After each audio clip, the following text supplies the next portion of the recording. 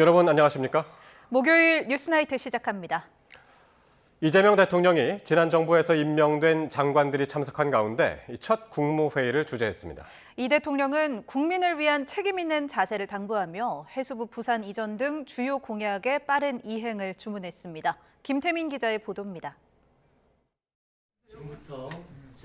이재명 대통령이 취임 후 이틀 만에 첫 국무회의를 주재하며 지난 정부에서 임명된 장관들과 마주 앉았습니다. 참석자들 사이에서 흐르는 묘한 긴장감을 의식한 듯 이런 말도 건넸습니다. 좀 어색하죠? 우리 좀 웃으면서 합시다. 이 대통령은 당분간 이어질 어색한 동거에도 어려운 국민 상황을 먼저 생각해달라며 책임 있는 자세를 당부했습니다. 국민들은 어쨌든 어려운 상황에서 고생을 하십니다.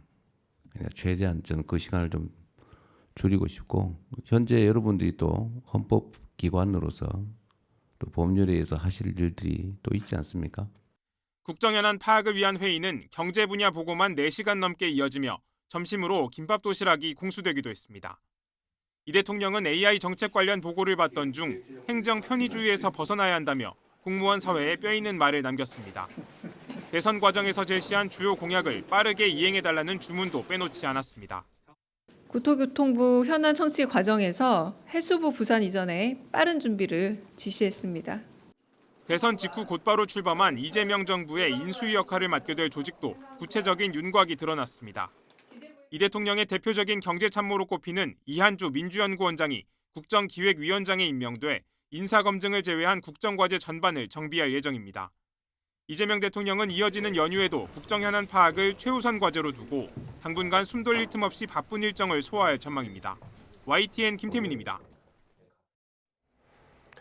김민석 국무총리 후보자가 오늘 인사청문회 준비에 본격 착수했습니다. 김 후보자는 지금은 제2의 IMF와 같은 어려운 상황이라며 민생과 통합 두 가지를 매일 새기겠다고 강조했습니다. 김문경 기자가 보도합니다.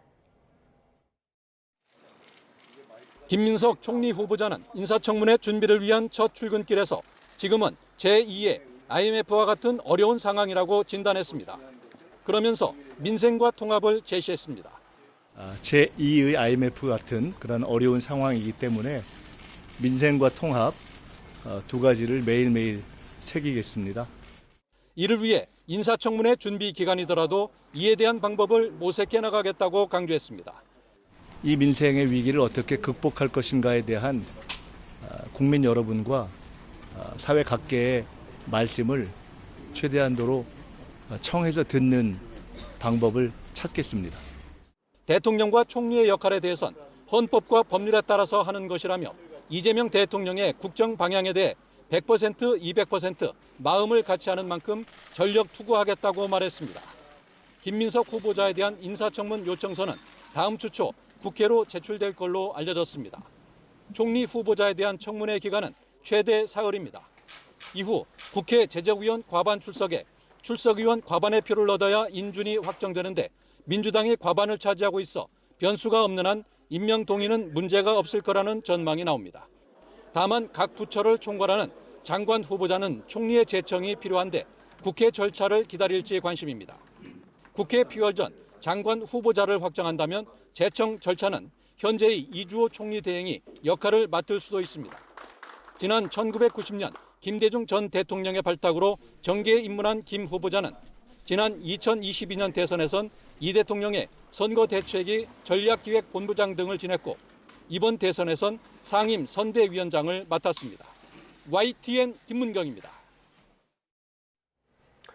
집권 여당이 된 더불어민주당은 이 대선 전부터 예고한 대로 이른바 3대 특검법을 통과시켰습니다. 국민의힘은 혈세 낭비이자 형평에 어긋나는 일이라며 반발했지만 이재명 대통령은 곧바로 법안을 공포할 전망입니다. 김다현 기자입니다.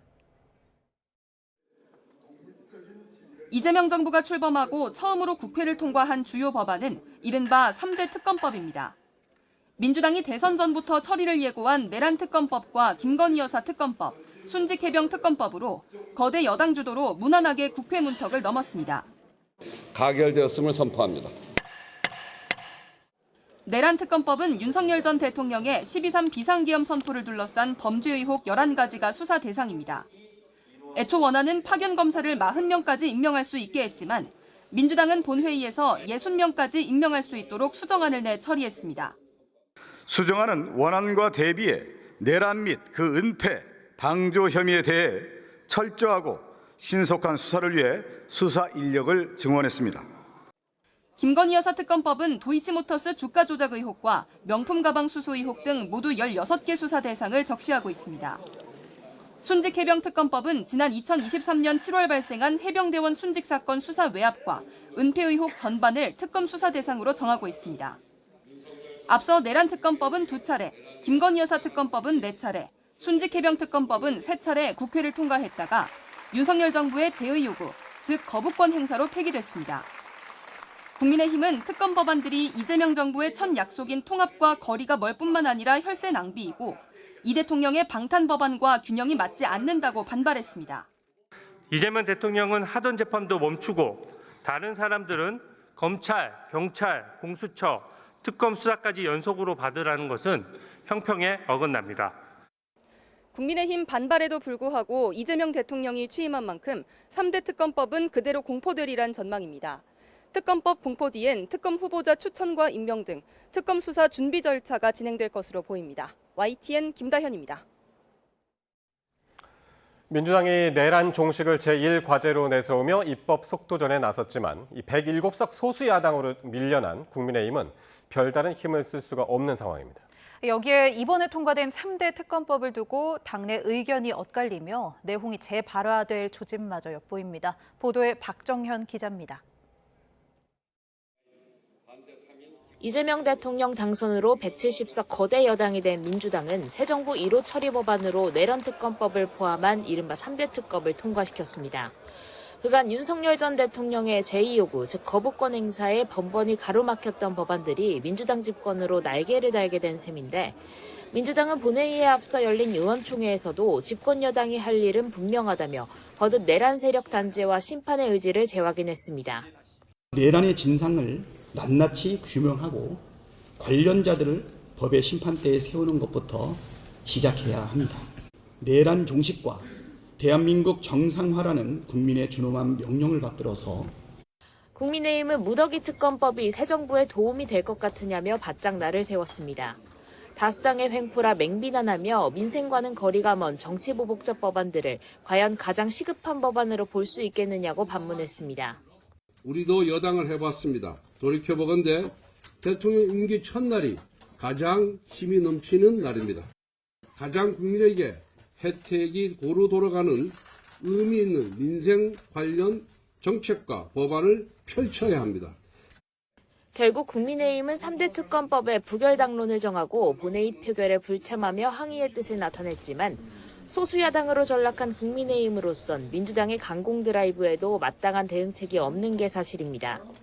여기에 특검법 반대가 윤 전 대통령을 옹호하는 모양으로 비칠 수 있다는 건 역시 적잖은 딜레마인데 실제 당의총에선 김용태 비대위원장과 친한계 의원들을 중심으로 자율투표를 해야 한다는 의견이 잇따랐고 안철수, 김재섭 의원 등 일부 의원들의 이탈표로 이어졌습니다. 국민의힘 일각에선 대통령 거부권마저 사라진 상황에 이제 100석을 지켜내는 게 무슨 의미냐는 무기력함마저 감지되는데 다만 민주당의 내란 입법 공세에 이탈표가 반복될 경우 자칫 당 내용의 불씨가 될 수 있다는 점은 고민 지점으로 남습니다. YTN 박정현입니다. 이런 가운데 대통령실은 국회 본회의를 통과한 이른바 3대 특검법이 국민의 지지를 받고 있다며 거부권을 쓸 필요가 없다는 입장을 밝혔습니다. 이재명 대통령은 앞서 한덕수 국무총리가 대통령 권한대행 시절 지명한 헌법재판관 후보자 2명에 대해서도 지명을 철회했습니다. 이준엽 기자가 보도합니다. 대통령실은 국회 문턱을 넘은 최상병과 내란, 김건희 특검법, 이른바 3대 특검법은 전혀 무리하지 않고 매우 요구된다고 평가했습니다. 내란 종식 과정이나 윤석열 정부의 여러 가지 문제점을 파악할 수 있어 많은 국민의 지지를 받고 있다는 겁니다. 국무회의 과정을 지켜봐야 하지 않겠느냐면서도 제2요구, 즉 거부권을 쓸 이유는 매우 적지 않겠느냐고 예상했습니다. 다만 대통령실은 여당이 추진하는 대법관 증원 문제에 대해서는 대통령 일정과 시급한 현안 파악 등에 집중하고 있어 논의한 바가 없다고 선을 그었습니다.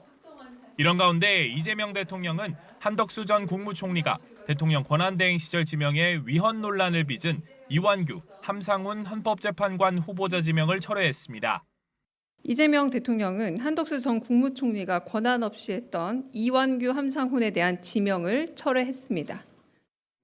이 대통령은 국무회의에서 산불 재해 예방을 위한 행정안전부 산림청사의 협업과 산불 진화 헬기 추가 도입 가능성을 검토하라고 지시하는가 하면 NSC 회의가 열리는 지하벙커에서 개최된 안전치안 점검 회의에서는 여름철 풍수해, 폭염, 대형 산불 피해 대책을 논의하는 등 재난안전 문제에도 주력했습니다. 관련 공무원들의 무관심, 부주의 이런 것들 때문에 목숨을 잃거나 특히 집단적 참사를 겪거나 그런 일은 절대 생기지 않도록 대통령실이 거부권을 쓸 필요가 없다고 밝힌 만큼 세계 특검법은 이르면 다음 주 국무회의에서 공포될 가능성이 큽니다. YTN 이준엽입니다. 대선 패배 뒤 처음으로 열린 국민의힘 의원총회에서는 권성동 원내대표가 자신 책임이 결코 가볍지 않다며 사의를 나타냈습니다. 다른 지도부도 함께 물러나겠다는 뜻을 밝혔지만 김용태 비상대책위원장의 거취는 다음 주에 결론 내리기로 했습니다. 보도에 손효정 기자입니다. 대선 패배 뒤 처음으로 열린 국민의힘 의원총회. 권성동 원내대표는 책임을 피할 생각도 변명할 생각도 없다며 원내대표직을 내려놓겠다고 말했습니다. 원내대표로서 저희 책임이 결코 가볍지 않습니다. 저부터 원내대표직을 내려놓겠습니다. 이어진 비공개 의원총회에선 이미자, 최영두, 최보윤 비대위원과 김상훈 정책위의장도 함께 물러나겠다는 뜻을 밝혔습니다. 김용태 비대위원장은 의원들의 의견을 듣고 거취를 정하겠다며 결단을 미뤘는데 4시간 넘는 의원총회 동안 이를 두고 갑론을박이 이어졌습니다.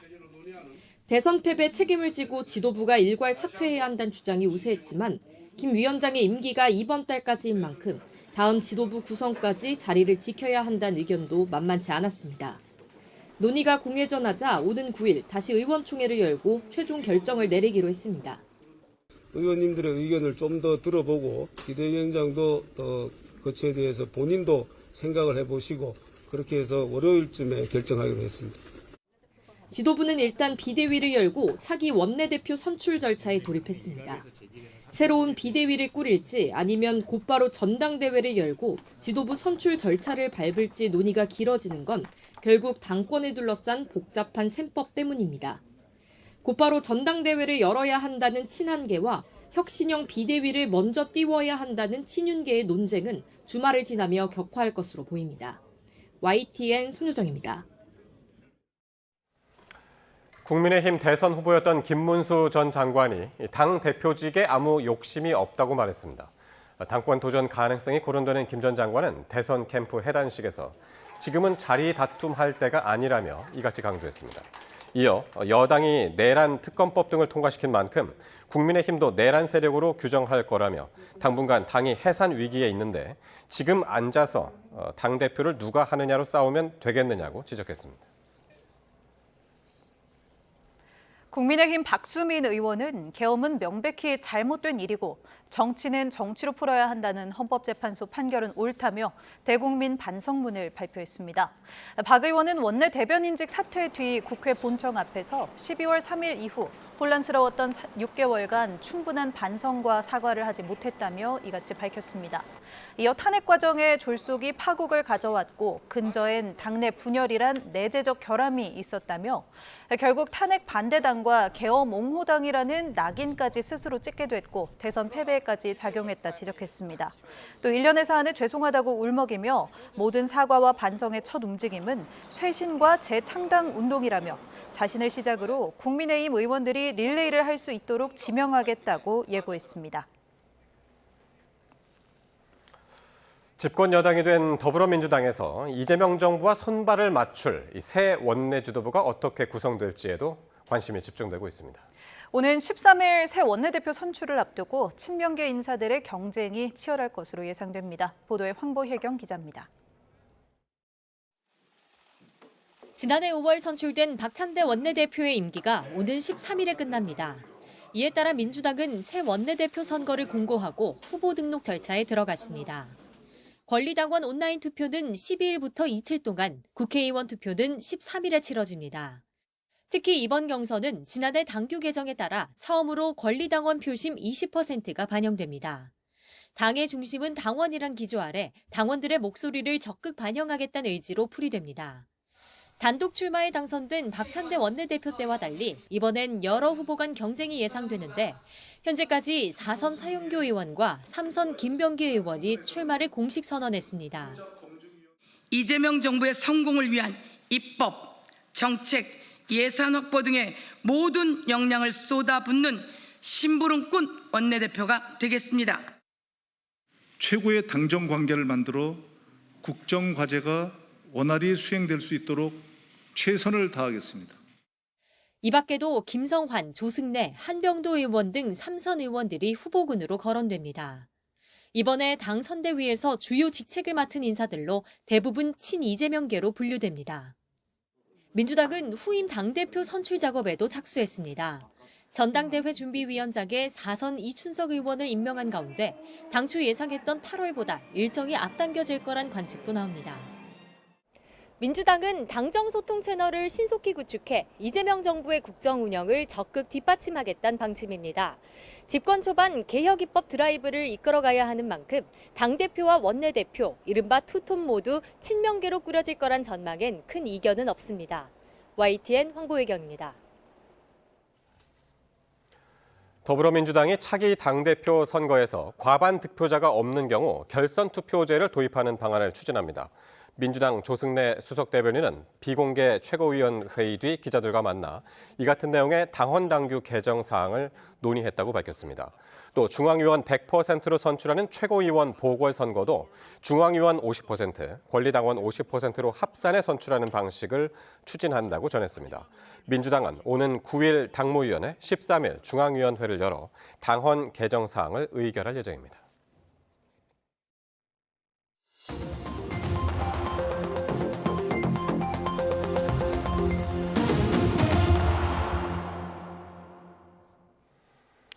네, 정치권 관심 뉴스 살펴보는 포커스 나이트 시간입니다. 오늘은 조기현 민주당 법률위 부위원장 그리고 장성호 전 건국대 행정대학원장 함께하겠습니다. 두 분 어서 오십시오. 네, 안녕하세요. 네. 여야가 바뀌었음을 이제 체감하시죠? 어색합니다. 네, 자리가 바뀌었습니다. 네. 자, 이재명 대통령이 용산 대통령실에서 처음으로 국무회의를 주재했습니다. 이 대통령이 임명한 국무위원이 한 명도 없는 상태이기 때문에 윤석열 전 대통령이 임명한 13명의 장관급 인사들과 국무회의를 진행했습니다. 이 대통령은 이렇게 입을 뗐습니다. 함께 보시겠습니다. 어색하죠? 우리 좀 웃으면서 합시다. 자, 우리는 다 우리 국민으로부터 위임받은 업무를 하는 대리인들이니까 그냥 국민을 중심에 두고 현재 우리가 할 최선을 다하면 됩니다. 물론 여러분들 매우 어색할 수도 있고 그러긴 하지만 우리가 국민에게 위임받은 일을 하는 거니까 어쨌든 공직에 있는 그 기간만큼은 각자 해야 될 최선을 다하면 될 것 같아요. 네. 자, 오늘 첫 국무회의 자리에는 이주호 교육부총리, 그리고 조태열 외교부 장관, 오세훈 서울시장도 있었고 이진숙 방통위원장도 함께 했습니다. 좀 어색하긴 어색했을 것 같습니다. 네, 자리에 네. 참석한 국무위원들 표정에서도 어색함을 감출 수 없게 느껴지더라고요. 예. 근데 어색할 수밖에 없는 상황인데 불가피한 상황인 것을 다들 알고 계실 거라고 봅니다. 그리고 국민들이 보시기에는 이게 처음은 또 아니지 않습니까? 2017년에도 똑같은 상황이 있었죠. 그랬죠. 박근혜 전 대통령 탄핵 이후에 출범한 문재인 정부에서도 이와 비슷한 상황이었습니다. 왜냐하면 당장에 이 국무위원 그 장관들을 임명해서 업무를 시작할 수 없고 또 인사청문회를 거치고 지명하고 또 검증 과정을 거쳐야 되는 시간이 기본적으로 필요하기 때문에 그렇죠. 그 사이에 국정 공백이 있어서는 안 될 거 아닙니까? 예. 어쨌든 윤석열 전 대통령이 임명한 국무위원이라고 하더라도 국정과 국민의 삶은 계속돼야 되고 또 공직자로서의 책임은 놓을 수 없는 것이기 때문에 다소 어색하더라도 이재명 대통령이 말씀하신 대로 공직자로서의 책임을 다하면 될 것 같습니다. 이재명 정부나 대통령의 입장은 지난 정부보다 더 빨리 내각의 구성 절차를 완료하겠다는 입장이고, 그래서 인사청문 절차에서도 특별한 문제가 되지 않을 인사를 좀 선발해서 지금 신속하게 인사청문 요청할 계획이니까요. 다소 어색하지만 그중에 공백이 없이 원활하게 정권 인수인계가 이루어질 수 있도록 협조하는 것이 국민을 위해서 해야 될 마지막 도리라고 봅니다. 화면에 이제 뭐 강훈식 비서실장 등 이 새 대통령실 비서진들도 이제 함께 참석을 했는데, 이 전현 정부의 이제 어색한 동거, 이게 좀 상당 기간 좀 지속되겠죠?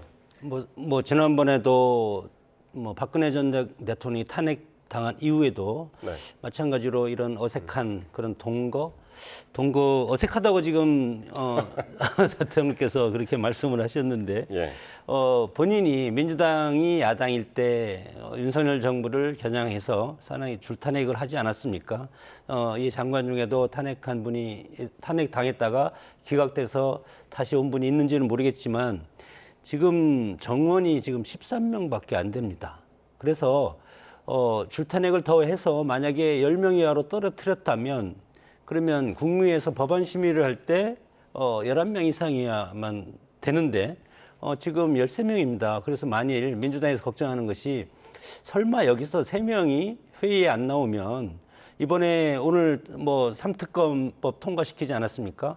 이것을 대통령이 국무회에 심의해서 법안을 공포하는데 지장이 있지 않을까, 그런 걱정까지 지금 하고 있기 때문에 지금 이 대통령의 오늘 저런 어색하다 그런 웃음에는 과거에 윤석열 정부 때 공격적으로 나왔던 민주당에서 탄핵 그런 것도 분명히 있었을 것이고, 적대적인 감정에서 같은 한 배를 타서 국무위원이라는, 물론 국민을 위해서 일하는 자리지만 그런 소외가 있다고 봅니다.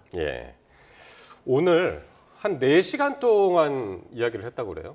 그래서 이제 중간에 김밥 도시락까지 이제 시켜 먹으면서 국정 현안을 점검했는데 대부분 그 경제 분야 이야기를 하다가 끝났다면서요? 그렇습니다. 지금 국가적 비상 상황이죠. 12.3 비상기업 내란 이후에 안 그래도 힘들었던 경제가 최악의 상황으로 치닫고 있었고요. 특히나 이 대선 기간 지난 한 달 동안에 더 상황이 안 좋아졌습니다. 각종 지표상에서 악화되는 사정은 뚜렷이 확인되고 있고, 실제 대통령 선거 유세 과정에서 직접 만나본 자영업자들, 시장 상인들, 그리고 기업, 중소기업인들의 상황들을 보면 좀 매우 심각합니다. 당장 이 대선 승리의 기쁨은커녕 차분하게 어떤 인수인계 과정을 겪고 인사를 할 수 있기 어려울 정도로 당장 해결해야 될 과제들이 많고요. 그래서 어제 이재명 대통령은 1호 행정명령으로 비상경제 TF 구성을 지시를 했고, 곧바로 구성해서 어제 또 야간에 계속 회의를 했었죠. 그래서 한미 통상 관련된 현안이라든가 추경의 집행 현안, 또 추가적인 추경의 필요성과 규모 등에 대한 1차적 점검을 했고요. 오늘은 또 국무회의를 통해서 국정 전반, 경제를 중심으로 한 사항을 체크를 하고, 곧바로 이어질 미국과의 통상 협정이라든가 또 안보, 외교 안보와 관련된 현안들, 여러 가지 현안들 중에 특히 시급히 선제적으로 대응해야 될 문제들을 체크하고 확인하고 점검하는 일정이 당분간 계속 될 것 같습니다. 그래야 지금 당장 급박한 어떤 정권 교체 과정에서 국정의 공백 없이 국민의 삶에 어떤 문제가 발생하지 않도록 해야 될 책임이 있기 때문에요. 이런 숨가쁜 일정은 계속 될 수밖에 없는 상황인 것 같습니다. 이재명 대통령 어제 취임하고 이제 처음으로 대통령실에, 용산 대통령실에 가서 한 이야기가 꼭 무덤 같다 이렇게 이야기를 했어요. 대통령실을. 그러니까 컴퓨터도 없고 프린터기도 없고 하다못해 도장 찍을 인주도 없다 이렇게 이야기를 했는데, 오늘 다시 그 공무원들이 다시 복귀를 했나 보더라고요. 증거를 다 이제 없앴다고 그렇게 보는 건데, 사실은 이재명 대통령, 신임 대통령 입장에서 무덤 같다는 표현은 조금 어폐가 있는 것 같고 좀 무거운 표현을 한 것 같습니다. 이런 것이 왜 그렇게 됐겠습니까? 박근혜 전 대통령이 갑자기 탄핵을 당하고, 그때 당시에 대통령이 된 분이 문재인 정부가 출범하지 않았습니까? 문재인 정부가 출범하면서 그때 용산에서 박근혜 전 대통령 때 있었던 그런 여러 가지 서류들이 적폐청산에 이용이 됐지 않았습니까? 그렇기 때문에 그런 것이 엄청 무서웠을 겁니다. 더군다나 이재명 지금 대통령 입장에서는 윤석열 정부가 상당히 치열하게 여러 가지 정치적인 정쟁을 벌여왔었기 때문에 더욱더 그렇다고 생각이 들고 뭐 오죽하면은 인주가 하나 없이 완전히 깨끗하게 용산 집무실 그 근무 환경에서 모든 것을 다 지웠을까 그런 생각이 들고 앞으로 이런 것이 또 탄핵이 또 일어나겠습니까? 네. 저는 뭐 일어나지 않아야 된다고 생각이 드는데 뭐 그럴 경우에도 만약에 급변 사태가 일어났을 경우에도 그런 거에 대비해서 현재 파견된 공무원들이라든가 직계라든가 이런 거에 대한 그런 법령 같은 것도 이번 기회에 조정해서 제정하는 것이 좋지 않을까 그런 생각이 듭니다. 알겠습니다. 자, 대통령실 얘기를 하고 있었는데 민주당에서는 그 무덤 같다는 그 대통령실, 텅 빈 대통령실 여기에 굉장히 지금 분노를 하는 것 같아요. 상당히 이제 비판 강도가 세더라고요. 매우 심각한 문제죠. 뭐 예. 두 가지 측면에서 있을 수 없는 일이 발생했다고 보는데요. 첫 번째는 당장의 직무를 수행해야 됩니다. 오늘 6시 이 경에 이 선관위 어제죠. 선관위에서 당선이 확정되는 순간부터 새 대통령의 직무가 개시되면 곧바로 직무를 수행할 수 있는 최소한의 준비는 필요한 겁니다.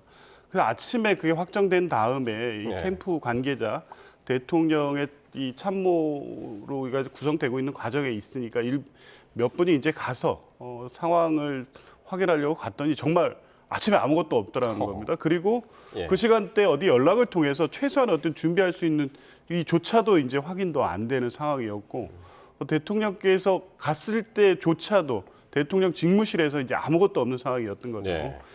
국정이 사실 잘못하면 중단되는 거 아닙니까? 물론 시급히 조치를 해서 기본적인 어떤 업무 처리를 위한 어떤 실무적인 거야 이제 가능하지만 그만큼 사실 뭐 국정은 나 몰라라 하고 이런 식으로 정리를 해보고 간다는 게 과거에도 있지 않았습니다. 박근혜 전 대통령 탄핵 이후에 문재인 정부 출범 첫날이요. 그때 한강옥 대통령 비서실장이 출근을 해서 출근하는 문재인 대통령을 맞이했고요.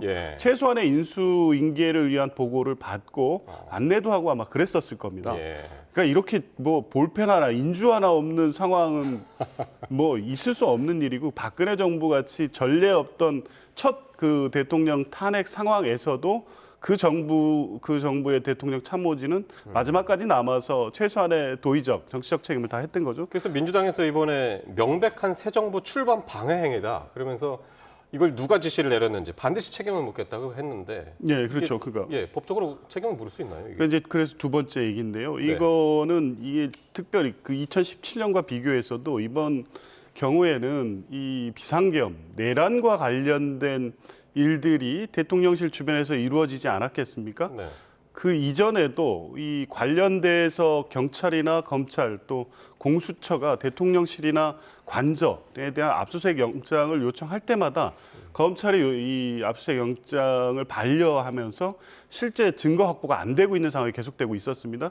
그런 상태에서 이제 최근에 일부 CCTV라든가 비아폰 기록이 확보는 됐지만 더 중요한 거는 실제 그 상황이 이루어졌던 대통령실이라든가 관저라든가 안가 등지에 대한 여러 가지 이 내란 관련 증거들이 남아 있을 것인데 이번에 대통령실을 보니까 전혀 없는 겁니다. 증거 인멸의 문제가 발생했다고 볼 수 있고요. 그러니까 직무를 중단시키는 한이 있더라도 본인들의 피해가 될 어떤 문제를 없애기 위해서 국정의 공백마저도 감수하겠다. 이런 책임 무책임한 일을 벌였다는 것에 대해서는 증거 인멸의 어떤 형법적 문제도 있고요. 뭐 정치적으로도 있어서는 안 될 일이기 때문에 정치적 법적 책임을 분명히 묻겠다는 겁니다. 알겠습니다.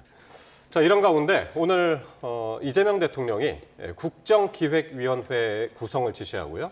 이한주 민주연구원장을 위원장에 임명을 했습니다. 국정기획위원회 라면은 이게 대통령직 인수위 역할을 하는 그런 기구죠? 네. 뭐 지난번 문재인 정부가 출범할 때는 그때도 마찬가지로 인수위가 없지 않았습니까? 그랬죠. 그래서 그때는 국정 기획준비위원회 예. 해서 이번에는 준비자를 빼서 국정기획위원회를 해서 인수위처럼 해서 예. 지금 국민이 자문위원회. 예, 자문위원회에서 국민이 임명장을 주는 그것이 7월 17일 재원 전날 하겠다는 것 아니겠습니까? 그러면 지금부터 한 달 열흘간 이것에 대해서 뭐 인수위처럼 준비를 해서 예. 7월 17일 날은 명실상부한 그런 새로운 정부가 출범할 수 있게 하겠다는 뜻이고 예. 여기에서 이것을 총괄적으로 주도하는 분이 이제 이한주 위원장을 오늘 임명을 하지 않았습니까? 예. 그래서 이분은 서울대 경제학 박사, 서울대 출신이고 그리고 가천대에서 경제학과 교수, 그리고 가천대 경영대 학원장, 예. 그리고 부총장하고 이재명 경기도지사 때 13대 경기연구원 원장을 했었고, 그리고 이재명 대표, 민주당의 이재명 대표였을 때 2014년 4월부터 제11대 민주연구원장을 하면서 소위 말해서 이재명 대표가 지금까지 걸어왔던 여러 가지 경제 정책 이런 것을 총괄한 그런 분이 이번에 그 위원장에 임명이 됐다고 봅니다. 이 부분은 이제 조계현 부위원장께 이제 좀 더 구체적으로 들어볼 수 있을 것 같은데 이한주 위원장하고 이재명 대통령하고는 인연이 상당히 깊죠? 그렇죠. 1986년까지 거슬러 올라갑니다. 86년이요? 예. 그러니까 처음 인연이 시작된 게 그때부터라고 하고요. 네. 그 이후에 이재명 대통령이 성남시장이 되면서부터는 실제 정책 참모로서 계속적으로 지근거리에서 정책을 입안하고 정리하고 뭐 하는 역할을 했습니다. 그러니까 많은 국민들이 알고 계신 성남시장 시절의 무상교복이라든가 청년 배당 이런 문제도 뭐 이제 당시 이재명 시장이 낸 공약이었고 제안이었는데 이걸 정책화하는데 이한주 원장이 그때부터 인연이 됐고요. 경기도지사가 돼서는 또 경기연구원장으로서 경기도정 관련된 주요 정책들을 입안했습니다. 이재명 대통령이 당대표가 되면서는 민주연구원 원장으로서 또 민주당의 어떤 주요 정책 과제들. 당 싱크탱크죠. 그렇죠. 민주연구원. 예, 그리고 이번에 이 선대위에서는 정책을 총괄하는 역할을 했습니다. 그러니까 이재명 대통령의 정책 브레인이죠. 그래서 가장 뭐 이재명 대통령의 철학이라든가 이번 대선에서의 공약과 정책 방향에 대해서 가장 잘 알고 있는 분이기 때문에 인수위가 없는 상황에서 국정기획자문위원회를 통해서 국정의 방향과 주요 과제를 선정하는 데 있어서 그만한 적임자가 없는 것이고 그러면 주로 어떤 일들을 할까요? 이번에는 그 국정기획위원회에서 뭐 정부 조직 개편이라든가 뭐 이런 부분도 들어가 있을까요? 그렇죠. 뭐 전부 다 포괄되는 거죠. 뭐 국정 그 기획자문위원회 구성을 보면 뭐 정치분과 경제분과 뭐 외교 문화 이렇게 다 포괄됩니다. 그러니까 인수위에서 준비하던 정권 인수인계 작업을 그대로 이제 국정기획자문위원회에서 한다고 보면 되고요. 대통령령으로 설치에 대한 어떤 규정을 법적 규정을 만듭니다. 그러니까 예산이나 조직에 대해서도 법적 근거를 만들어 놓고 운영이 되는 거고 대략 한 70일 정도, 7월 17일 정도를 기한으로 해서 이재명 정부의 5년간의 어떤 정책 기조를 설정하고 완성한다 이렇게 보시면 될 것 같습니다. 어제 이제 대통령실 비서실장, 뭐 안보실장 등 해서 한 5, 6분 정도 이제 인사가 있었는데 앞으로 추가될 인사들이 또 있죠. 지금 이제 하마평에 오르는 분들. 네. 어떤 분들이 또 있나요? 뭐 당장에는 대통령의 이제 참모들이 우선 이제 거론되고 있는데요. 정무수석에는 뭐 현재까지 유력하게 검토되고 있는 것은 민당의 사선 의원을 지낸 우상호 전 의원이고요. 민정수석에는 뭐 오광수 전 구검장이 이제 검토되고 있다는데 또 여러 가지 얘기들이 있어서 최종적으로 어떤 선택을 할지 지금 지켜봐야 될 것 같고요. 오광수 변호사, 그러니까 특수부 출신이죠. 그렇죠. 특수부 검찰이기 때문에 검찰 개혁을 가장 잘 할 수 있는 적임자라는 평가가 한편에 있는 반면에 검찰 출신, 특수부 검찰 출신이 이 검찰 개혁의 어떤 문제를 제대로 할 수 있게 또 정반대되는 어떤 평가가 있어서 이재명 대통령이 최종 어떤 선택을 할지는 좀 지켜봐야 될 것 같고요. 경제수석, 홍보수석 아마 내일쯤 대통령실의 수석급 비서관에 대한 임명이 있지 않을까 내일쯤. 예상하고요. 네. 내각 그 장관에 대한 하마평도 계속 나오고 있습니다. 예. 그러니까 지금 맨 처음 이제 언급했던 것 같이 이 전 정부의 국무위원들과의 불안한 동거는 예. 최소한 빨리 정리되는 게 맞지 않겠습니까? 그러려면 빨리 그 차기 장관에 대한 지명을 하고 또 인사청문 절차를 거쳐야 되기 때문에 그러니까요. 계속적으로 이제 장관 후보자에 대한 검토가 계속되고 있는데 아무리 이제 지금 참모 인사 검증 기능이 정상적으로 작동하지는 않는다고 하더라도 네. 인사청문 과정에서 또 문제가 없고 또 국민들이 무난하게 수용할 수 있는 적임자를 찾는 과정은 신중할 수 없기 때문에요. 네. 조금 시간은 더 걸릴 수도 있을 것 같습니다. 앞서서 이제 우리가 통일부 장관 정동영 의원 뭐 이렇게 이제 하마평에 오른 분들도 쭉 봤습니다만은 이게 이제 총리의 제청이 필요한 부분이잖아요. 국무위원 같은 경우에는. 그래서 이게 이제 김민석 총리가 이제 완전히 이제 총리가 된 다음에 제청을 받을 건지 아니면 지금 2조 총리 대행을 거쳐가지고 이제 제청을 받을 건지 제청 그 대행을 거쳐서 오면은 이제 좀 더 빠르게 될 테고 말이죠. 글쎄요, 뭐 그것은 임명권자가 그것에 대해서는 결정할 부분이고 어떻게 보면은 차관급을 먼저 임명을 하고 청문회가 없지 않습니까? 그렇기 때문에 차관급을 먼저 하고 그리고 국무총리 청문회를 거쳐서 국회에서 출석에 과반 찬성을 해야 되지 않겠습니까? 그런 것은 뭐 민주당이 지금 의석을 다수를 점하고 있기 때문에 국무총리 인준에는 큰 문제는 아니네요. 큰 문제는 아니고 그러나 시간이 한 뭐 20일 정도 걸리지 않습니까? 그렇기 때문에 그 시간 동안은 과거를 보면은 차관을 먼저 내려보내고 그다음 차관 중심으로 각 부처를 운영을 하고 그다음에 국무총리를 임명을 한 다음에 장관 제청을 받아서 청문회를 열고 그다음에 절차를 진행하는 그런 과정을 거쳤기 때문에 그렇게 할 가능성이 상당히 크다고 봅니다. 네. 자, 민주당은 지금 이제 차기 당대표 선출과 관련해서 전당대회 준비위원회를 또 구성을 의결을 했습니다. 차기 당대표 임기는 이재명 대통령의 이제 잔여 임기만을 채우기 때문에 1년으로 이제 짧지만 그래도 첫 집권 여당의 대표라는 점에서 이제 의미가 큰데 지금 거론되고 있는 분들이 어떤 분들인가요? 일단 뭐 언론에서 계속 보도되고 있는 것과 같이 이번 이재명 대통령 당선의 1등 공신이라고 할 수 있겠죠. 박찬대 원내대표가 거론되고 있고요. 또 정청래 법사위원장도 또 하마평에 오르고 있습니다. 이제 당사자 본인들도 뭐 의지는 있어 보이고 아마 이 외에도 추가적인 어떤 인사들이 당권을 두고 아마 고민을 하고 있는 것으로 알고 있고요. 아마 원내대표 선거가 그 앞에 있습니다. 어쨌든 이번 당대표든 원내대표든 이재명 정부의 성공을 위해서 가장 중요한 시기인 1년을 같이 해야 된다는 측면에서 보면 이재명 대통령과 호흡을 가장 잘 맞출 수 있는 인사여야 된다는 첫 번째 조건이 있고 두 번째는 그러한 성공을 위해서 또 가장 중요한 것 중에 하나가 여야의 협치 아니겠습니까? 야당의 협조를 이끌어낼 수 있는 정치력 또한 이제 필요하다는 측면도 고려돼야 될 것 같습니다. 아마 그러한 것들을 안에서 당 내에서 조율 과정도 거치고 또 당원들이 또 원내대표인 경우에 의원들이 이제 그런 부분을 고려해서 이재명 대통령, 이재명 정부의 성공을 위해서 이 첫 지도부가 어떻게 구성돼야 될지에 대해서는 아마 의원들과 또 당원들의 판단이 있을 것 같습니다. 그렇습니다.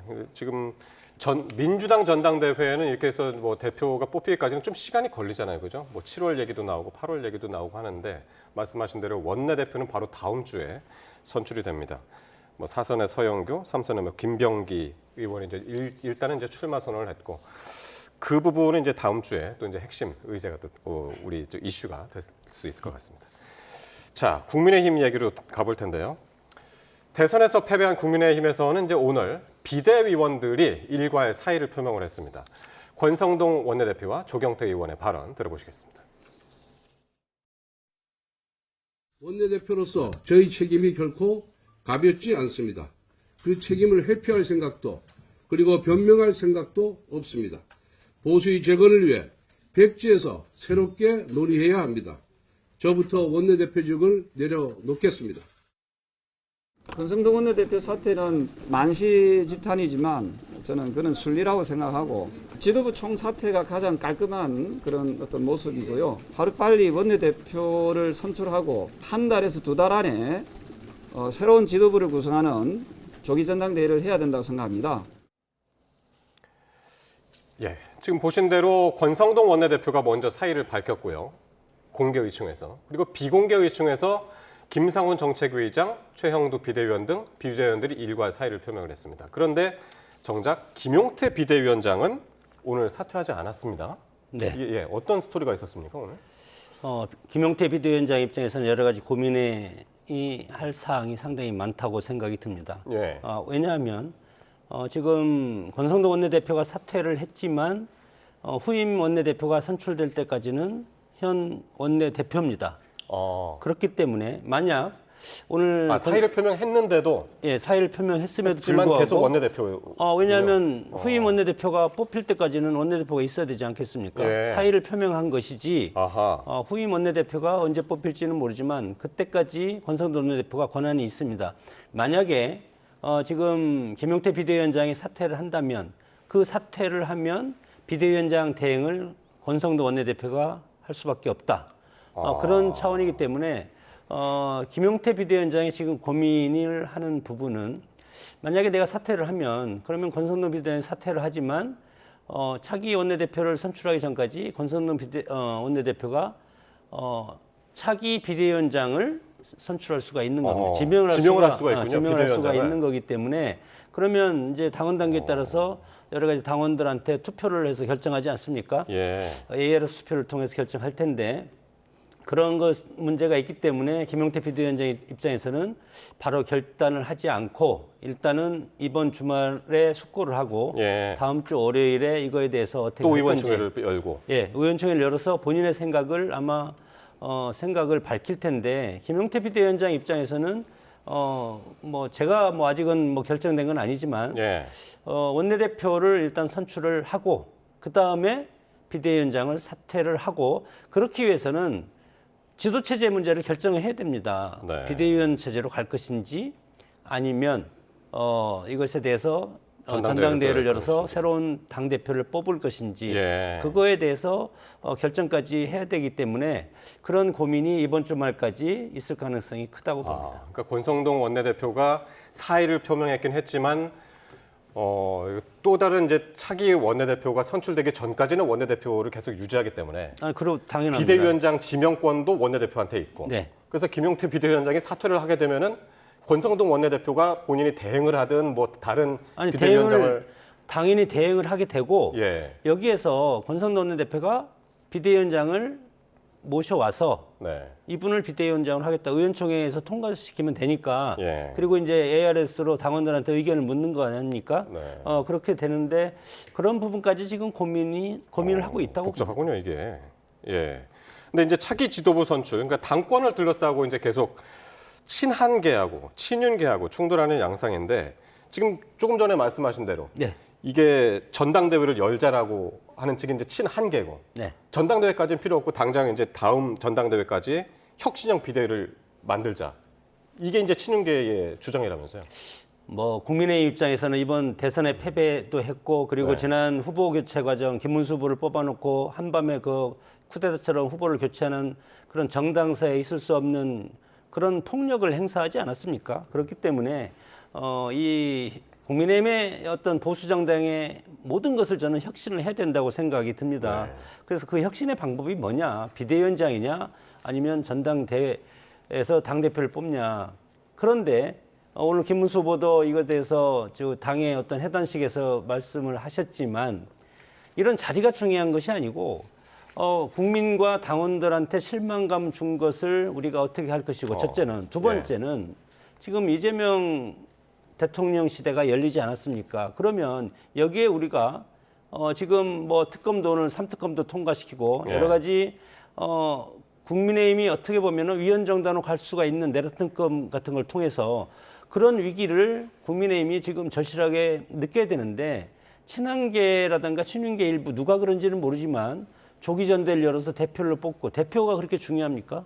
그래서 당을 어떻게 정말 과거에 박근혜 전 대표 때처럼 천막당서로 갈 정도로 당을 경쟁력 있고 정말 야당의 근성에 맞는 그런 선명성 있는 야당으로 하는 그런 부분이 중요하지 예. 대표가 누구고 비대위원장 누구가 중요한 것은 아니라고 생각이 듭니다. 알겠습니다. 자, 지금 이제 사과, 반성 이런 말씀하셨는데요. 오늘 이 원내 대변인직을 사퇴한 박수민 의원이 지난해 비상계엄 사태 이후 이어진 상황에 대한 반성문을 읽었습니다. 함께 보시겠습니다. 존경하는 국민 여러분께 12월 3일 이후 혼란스러웠던 지난 6개월간 충분한 반성과 사과를 전달드리지 못했습니다. 허나 이제라도 상황을 정리드리고 반성과 사과의 말씀을 올려야 한다고 생각합니다. 대통령이 동원한 계엄은 명백히 잘못된 일입니다. 정치는 정치로 풀어야 한다는 헌법재판소의 판결은 옳습니다.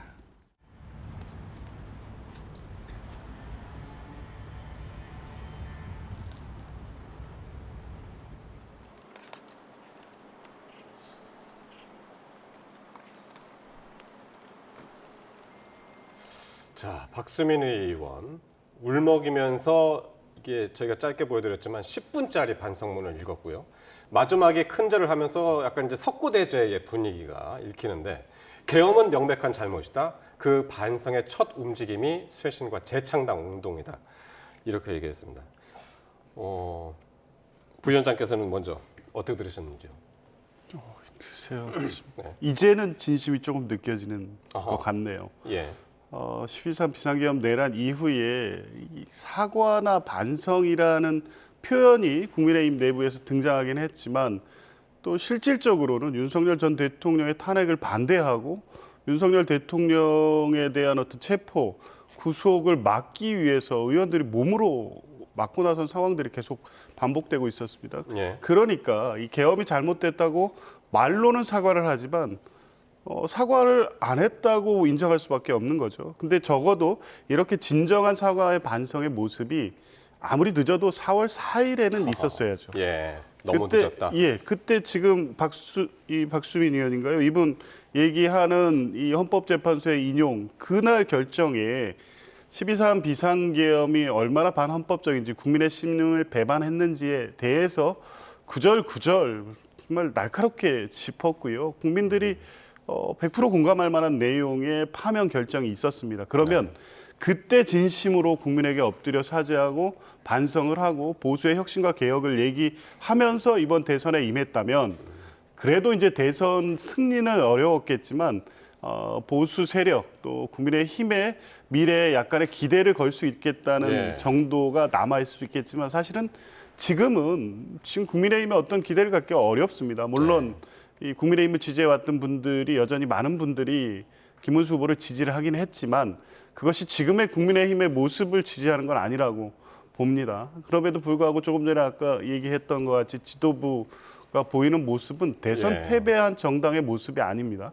김문수 후보가 보이는 모습 역시 대선에 패배한 후보의 자세나 모습이 아닌 겁니다. 그러니까 아직까지도 이런 박수민 의원 같은 분들이 한두 분 더 생기긴 하겠지만 국민의힘이 지금 이 사태의 본질이 무엇인지 대선 패배의 의미가 무엇인지에 대해서 제대로 짚지 못하고 있다. 1년 후에 다가온 지방선거에만 눈이 가 있고 그것을 위한 당권을 누가 갖느냐에 대한 것을 가지고 여전히 내부에서 저런 이렇게 당내 갈등을 벌이고 있는 모습을 보면서 과연 국민의힘의 보수의 미래가 있겠느냐? 이런 의구심을 국민들은 계속 가지실 수밖에 없을 것 같습니다. 그래서 이제 박수민 의원 본인도 그런 걸 느꼈던 것 같아요.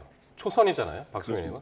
내가 이렇게 10분짜리 반성문을 읽고 절을 하고 한다고 해가지고 이게 진정성으로 받아들이겠느냐라는 부분을 느꼈는지 반성문 릴레이를 할 수 있도록 다른 의원들을 지명하겠다고 그랬는데 이게 계속 이어질까요? 어떻게 예상을 하십니까? 글쎄 의원들 입장에서는 저런 것이 당을 정말 반성하고 국민들한테 다가갈 수 있는 그런 걸로 느낄 수가 있으리라고 생각을 하겠지만 제가 느끼기에는 릴레이도 좋고 삭발도 좋지만 구조적으로 당을 다시 만드는 것이 중요하다고 봅니다. 지난 비상계엄이라든가 이번 대선 때 국민의힘 의원들의 그런 모습 그런 것이 과연 경쟁 있는 정당이 될 것인가? 예. 국민들은 다 보고 있지 않습니까? 민주당의 저는 물론 여러 가지 사법 리스크가 있는 그런 후보를 내세웠지만 그럼에도 불구하고 그 문제를 지적하거나 그런 사람이 없지 않습니까? 대의를 앞두고는 하나로 뭉치는 그런 모습이 동지적인 그런 정당이 이제 민주당이었다고 보고, 국민의힘도 물론 여러 가지 정당의 자율성이라든가 각 개별 의원들의 자율성을 존중을 하겠지만 그럼에도 불구하고 중요한 것은 자유민주주의 가치를 지키고 헌법적인 질서를 수호하고 그리고 민주당에 대항해서 싸울 수 있는 동지들의 그리고 당원들의 뜻을 모아서 하나로 할 수 있는 그런 게 중요한데, 만약에 그 선거일 당일까지도 유세복도 없었고 유세차도 없었습니다.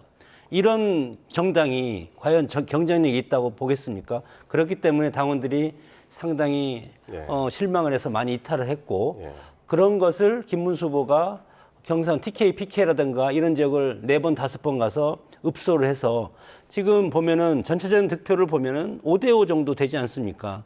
이렇게까지 되어 왔기 때문에 여기에서 정말 끈기 있게 제1야당으로서 선명성 있고 경쟁 있는 정당으로 만들 기회는 지금밖에 없기 때문에 릴레이 시위도 좋지만 그것을 구조적으로 혁파할 수 있는 당헌 당규라든가 그리고 의식개혁 그런 것들이 상당히 중요하다고 봅니다. 이런 과정에서 또 이제 당권 경쟁을 하고 있기 때문에 이게 어떻게 흘러갈지는 계속 지켜봐야 할 것 같고요. 자, 오늘 민주당이요, 내란 특검법 그리고 김여사 특검법, 최상병 특검법 이렇게 3대 특검 법안을 본회의에서 처리를 했습니다. 국민의힘은 크게 반발했는데요. 발언 먼저 들어보시겠습니다. 민주당은 주권자 국민의 명령을 받들어 대한민국 정상화를 위해 민주당에게 부여된 책무를 따박따박 이행하겠습니다. 내란 특검법은 국민의 불안을 빠르게 해소하고 대한민국 헌정 질서를 유린한 내란 세력을 엄하게 단죄할 것입니다. 김건희 특검법은 윤석열, 김건희 국정농단의 실체를 낱낱이 규명하고 무너진 정의와 법치를 바로 세울 것입니다. 과연 새 정부의 출범에 또 새 정부의 성공에 도움이 될 것 같습니까? 이게 어떤 민생 법안보다도 더 급한 법안들입니까?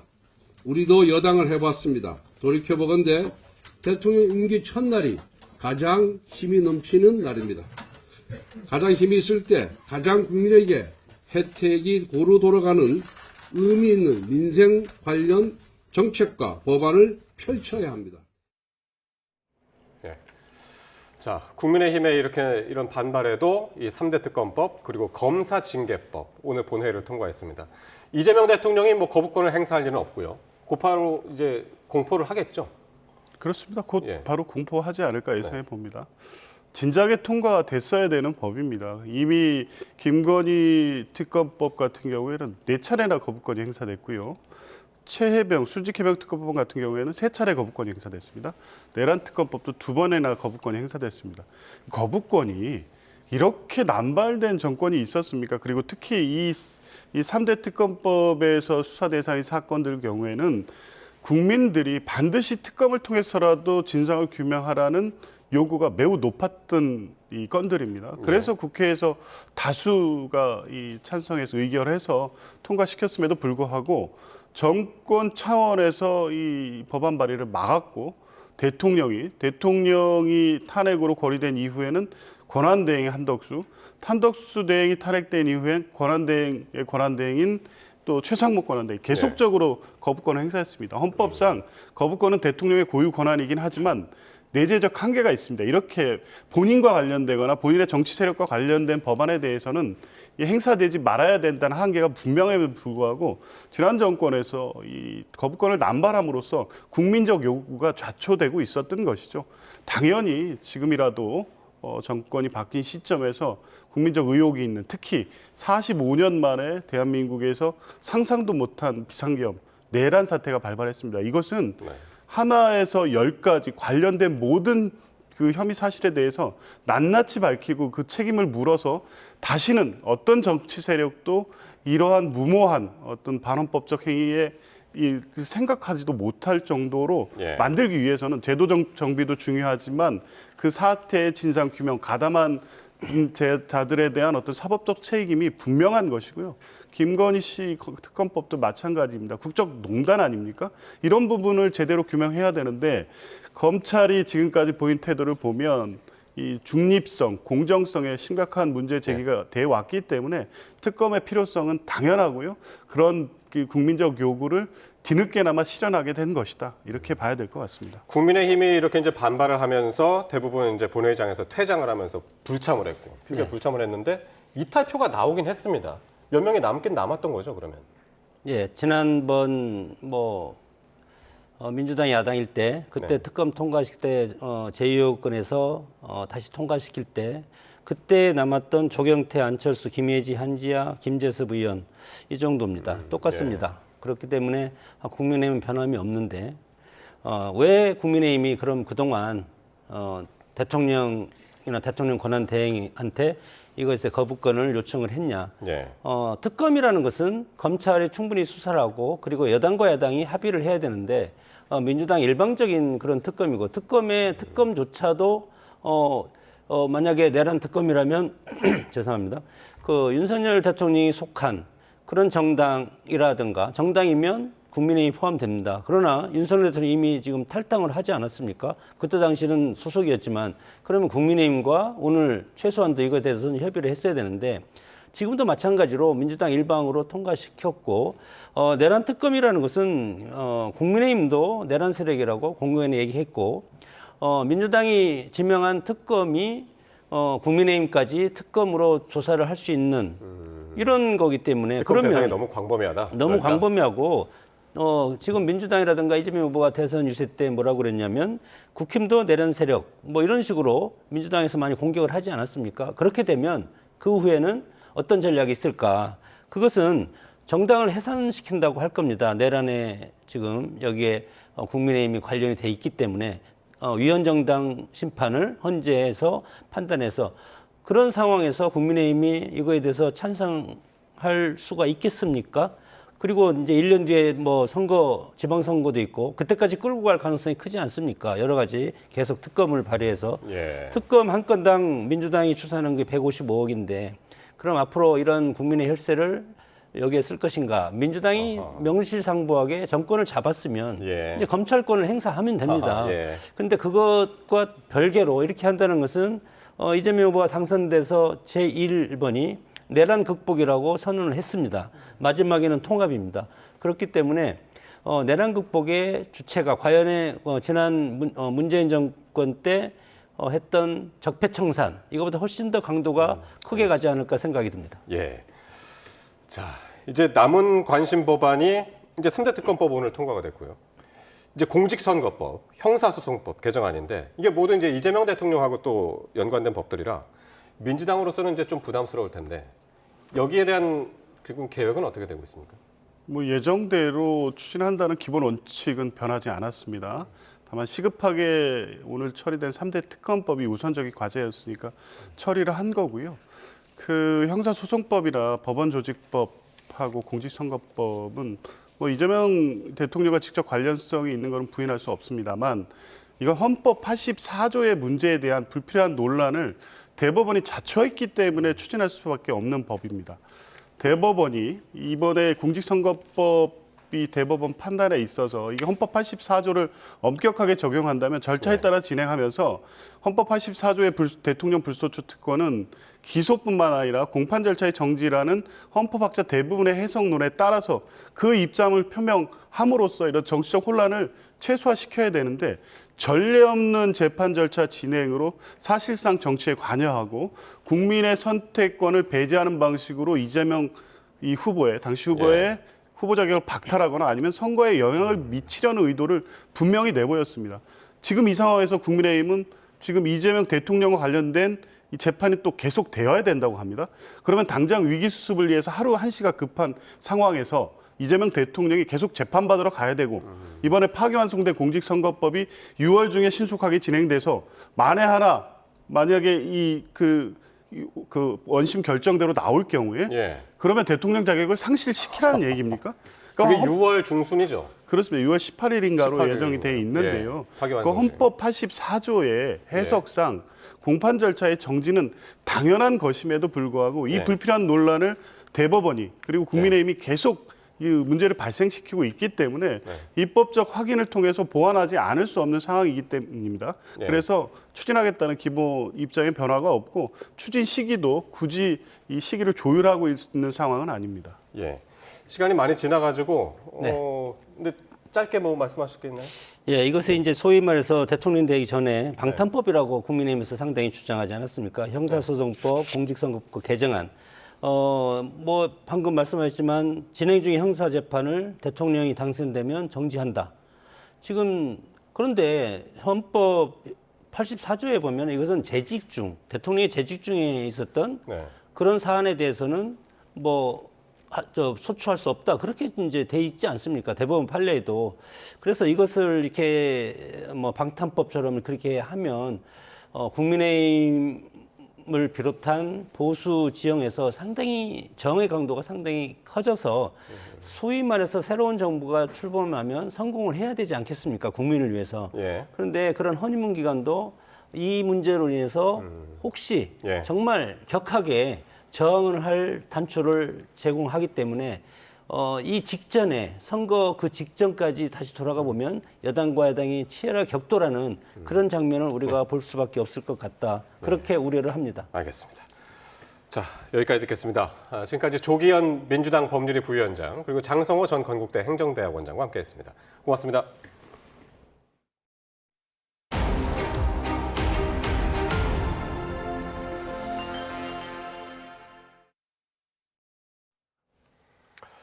네, 이 새 정부 출범에 따른 기대감에 국내 증시는 어제에 이어 오늘도 이른바 허니문 랠리를 지속했습니다. 코스피는 10개월 만에 2,800선을 돌파했는데 올해 안에 3,000선을 뚫을 거란 기대감도 커지고 있습니다. 최하영 기자가 보도합니다.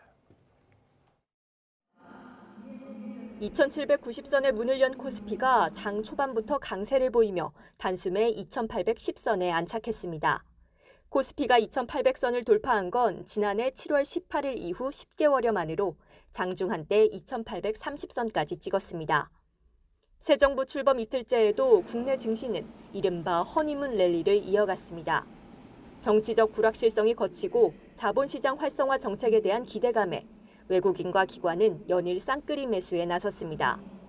외국인과 기관이 각각 9,200억 원, 2,800억 원어치를 사들이며 지수를 끌어올린 반면 개인은 1조 1,800억 원 넘게 팔아치웠습니다. 이런 기세 속에 대외 상황까지 뒷받침해준다면 올해 안에 코스피 3,000도 뚫을 것이란 장밋빛 전망이 나옵니다.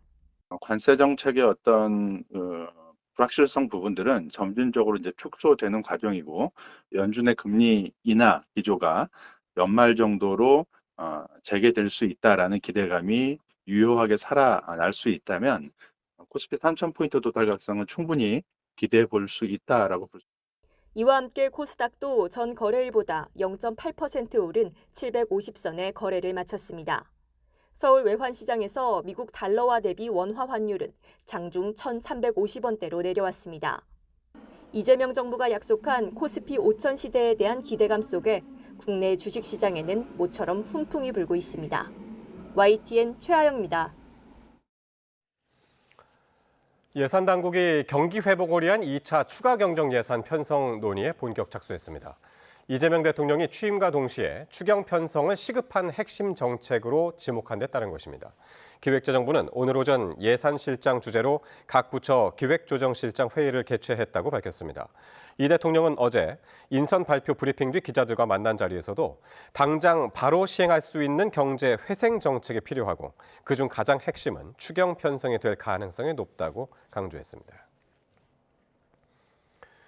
무역 협상 갈등을 빚고 있는 도널드 트럼프 미국 대통령과 시진핑 중국 국가주석이 전화 통화를 했다고 AP통신 등이 보도했습니다. AP통신 등은 현지 시간 5일 미중 관세 협상이 교착 상태에 빠진 가운데 양국 정상의 전화 통화가 미국 측의 요청에 따라 이루어졌다고 중국 신화통신을 인용해 전했습니다. 신화통신은 이번 통화가 트럼프 대통령의 요청으로 성사됐음을 의미하는 잉외라는 표현을 사용했습니다. 강남 3구의 고공행진에 서울 아파트값이 18주 연속 상승세를 이어갔습니다. 대통령실 이전 기대감에 급등했던 세종 아파트값은 상승이 주춤하는 모양새입니다. 보도에 최두희 기자입니다. 강남권 재건축 추진 단지 등을 중심으로 상승 거래가 이어지면서 서울 아파트값이 18주 연속 올랐습니다. 0.19% 오르며 상승폭도 커졌습니다. 송파구가 0.5%로 가장 높은 상승률을 기록하는 등 강남 3구 상승폭이 두드러졌고 토지거래 허가구역으로 함께 묶인 용산구도 0.3% 가까이 올랐습니다. 이에 더해 양천, 강동, 마포 등 인기지역까지 강세를 보이며 서울 25개 자치구 아파트값이 모두 상승세를 보였습니다. 서울 아파트값이 상승을 거듭하고 있는 건 공급 부족 우려와 함께 기준금리 인하에 대한 기대감이 작용했기 때문으로 보입니다. 이에 더해 다음 달 대출 한도를 줄이는 3단계 스트레스 총부채 원리금 상환 비율 DSR 도입을 앞두고 막차 수요까지 몰렸습니다. 무엇보다도 이제 7월에 그 스트레스 DSR 3단계가 시행이 될 건데 그 전에 대출을 받겠다라는 수요가 좀 발생을 하면서 아무래도 가격 상승을 좀 더 이끌었다라고. 인천 아파트 값은 하락폭이 커졌고 과천 등은 상승했지만 평택 등이 하락하면서 경기 전체 아파트 값은 보합 전환했습니다. 대선을 앞두고 대통령 집무실 이전 기대감에 급등했던 세종시 아파트 값은 8주 연속 상승세를 이어갔지만 0.07%로 상승폭은 크게 줄었습니다. 누적된 상승세에 대한 피로감이 있는 데다 당분간 서울의 대통령실 집무실을 활용할 가능성이 커졌기 때문으로 보입니다. 지방 아파트 값은 53주 연속 하락세를 이어가면서 전국 아파트 값은 다시 보합을 기록했습니다. 서울과 그 외 지역 간 집값 초양극화 현상도 갈수록 커지고 있습니다. YTN 최두입니다. 쌍방울그룹의 불법 대북 송금에 관여하고 수억 원의 뇌물을 받은 혐의로 재판에 넘겨진 이화영 전 경기도 평화부지사에게 실형이 확정됐습니다. 사건이 발생했을 당시 경기도지사였던 이재명 대통령도 별도로 재판에 넘겨진 상태인데요. 권준수 기자가 보도합니다. 쌍방울그룹의 800만 달러 불법 대북 송금에 관여한 혐의 등으로 기소된 이화영 전 경기도 평화부지사에게 징역 7년 8개월이 확정됐습니다. 이 전 부지사는 김성태 전 쌍방울 회장에게 북한으로 대신 돈을 보내도록 하고 쌍방울그룹으로부터 법인카드와 차량 등을 제공받아온 혐의를 받습니다. 앞서 1심과 2심 법원은 이 전 부지사의 요청이 없었다면 김 전 회장이 북한 인사를 접촉하지도 않았을 것이고 대북 사업을 결정하지 않았을 거라며 이 전 부지사의 주도로 북한에 돈이 흘러간 거로 봤는데 대법원 판단도 다르지 않았습니다. 대법원은 원심에서 법리 오해 등의 잘못이 없다고 보며 벌금 2억 5천만 원과 추징금 3억 2,500여만 원도 그대로 유지했습니다. 당시 도지사였던 이재명 대통령은 이 전 부지사로부터 쌍방울을 통한 대북 송금을 보고받고 승인한 혐의로 별도로 재판에 넘겨진 상태입니다. 다음 달 22일 수원지방법원에서 1차 공판 준비 기일이 예정돼 있는데 재판부가 대통령의 형사 불소추 특권을 규정한 헌법 84조를 적용할 경우 재판은 중단될 가능성이 남아 있습니다. YTN 권준수입니다. 국민의힘은 이화영 전 경기도 평화부지사가 불법 대북 송금에 공모한 혐의로 징역형을 확정받자 이재명 대통령을 겨냥해 당시 도지사에 보고도 안 하고 100억 원이 넘는 돈을 북한에 보내는 게 정말 가능하다고 생각하냐고 물었습니다. 김동원 대변인은 논평에서 이 대통령도 불법 대북 송금 공모 혐의로 별도 재판에 넘겨졌는데 당당히 재판에 임해 무죄를 받는 게 정권이 성공으로 가는 필요 조건 아니겠냐며 이같이 밝혔습니다. 이어 이 대통령이 진정으로 자신의 혐의에 자신이 있다면 재판을 중지시켜 국민의 분노를 유발할 게 아니라고 주장했습니다. 서울경찰청 사이버수사대는 댓글 조작 의혹이 불거진 리박스쿨 사무실 등을 압수수색하면서 학생 등 방문객들의 기록이 담긴 방명록과 강사들에게 발급해주는 수료증, 자격증 등을 확보했습니다. 경찰이 압수수색에 나선 것은 민간 자격 강사 양성 과정 등 리박스쿨의 활동이 이번 대선과 어떤 관계가 있는지 등 사실관계를 확인하려는 조치로 보입니다. 이외에도 경찰은 리박스쿨 업무 자료가 담긴 컴퓨터 저장 매체와 노트북 등 전자장비와 리박스쿨 대표 손모 씨의 휴대전화, 유관단체에서 손 씨에게 준 위촉장과 임명장 등도 압수한 것으로 파악됐습니다.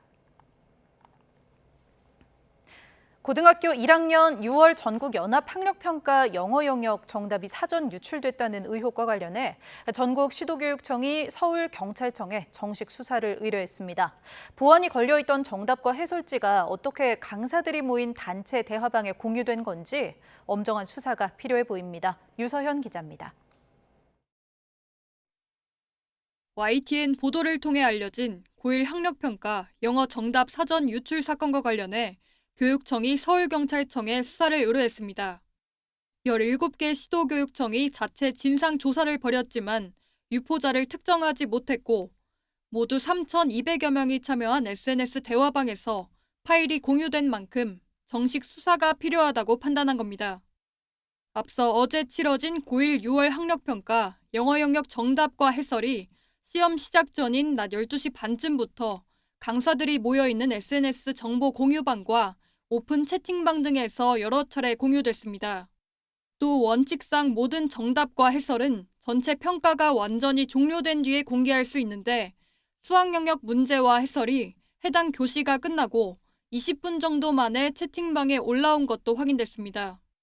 이번 학력평가 출제를 맡았던 부산광역시 교육청은 지난 4월 말 각 시도교육청에 문제와 정답, 해설이 담긴 파일을 전달했고 보안을 위해 파일에는 비밀번호 등이 설정된 상태였다고 밝혔습니다. 이후 각 시도교육청에서 인쇄해 일선 학교에 배포했는데 이 가운데 어떤 과정에서 유출됐는지 경찰 조사가 필요합니다. 지난 2013년에는 경기 안양에서 전국 연합 학력평가 문제와 답안지를 유출한 현직 교사와 이를 받아 수험생에게 전달한 입시학원 원장 등이 적발됐습니다. 2009년에도 학력평가 시험 문제를 유출한 혐의를 받는 현직 교사와 학원장이 붙잡혔습니다.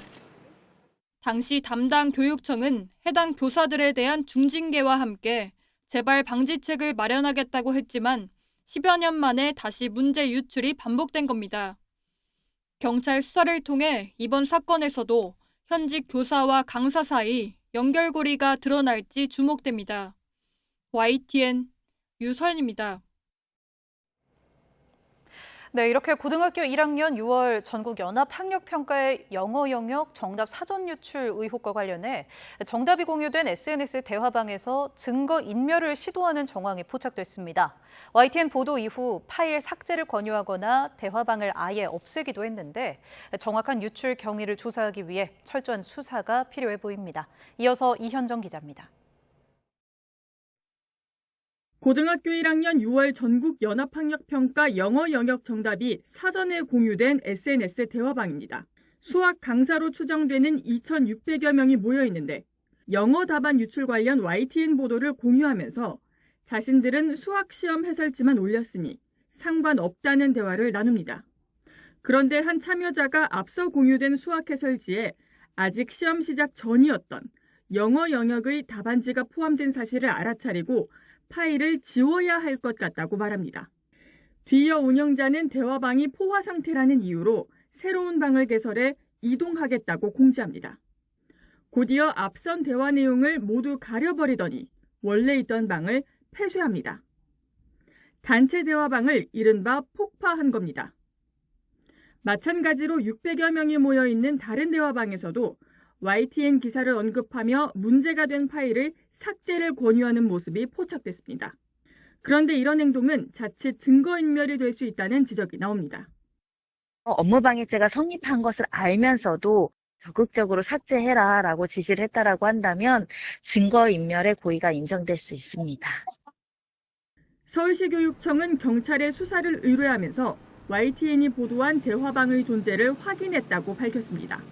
규정에 어긋나게 해설지를 공유한 사례가 또 있는지, 유출이 조직적으로 이루어진 건지 철저한 수사가 필요해 보입니다. YTN 이현정입니다. 식품의약품안전처는 오늘 식품 제조 가공업체 마더구스가 제조하고 풀무원 계열 푸드머스가 유통 판매한 빵류 2종에서 식중독균인 살모넬라균이 검출돼 판매를 중단하고 회수 조치한다고 밝혔습니다. 해당 제품은 소비기한이 10월 12일까지인 고칼슘 딸기 크림 롤케이크 50g 제품과 소비기한 9월 21일인 고칼슘 우리밀 초코 바나나빵 22g 제품입니다.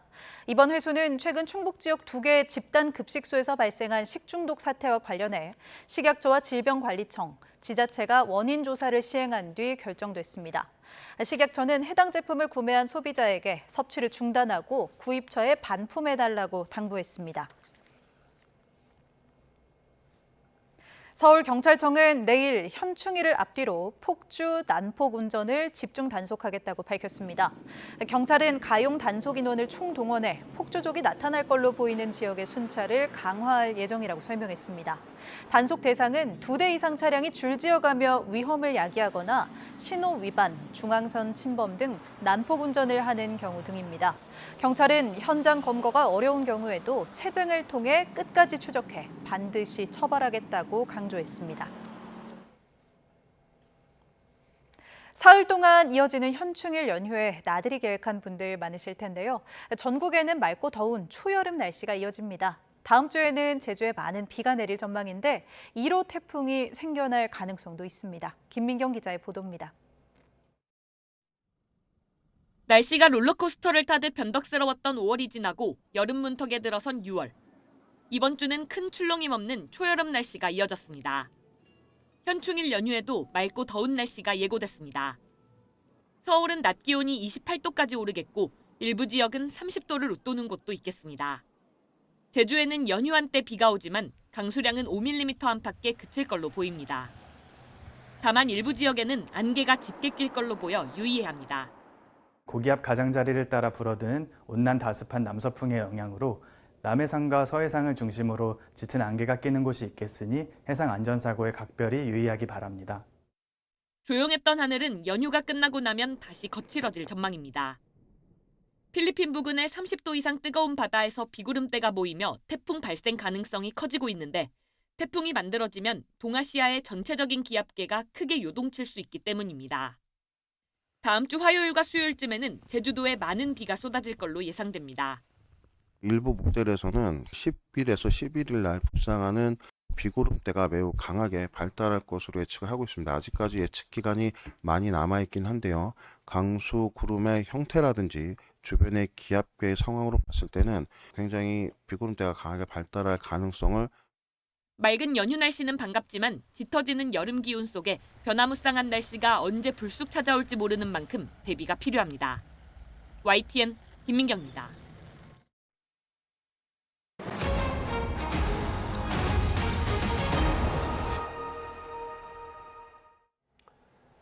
이재명 대통령이 첫 안전 치안 점검 회의를 주재하고 국가의 가장 큰 존재 목적은 국민 생명과 안전을 지키는 일이라고 강조했습니다. 특히 장마철을 앞두고 부주의한 인명사고가 없게 하라고 당부했습니다. 이 대통령의 회의 발언 들어보겠습니다.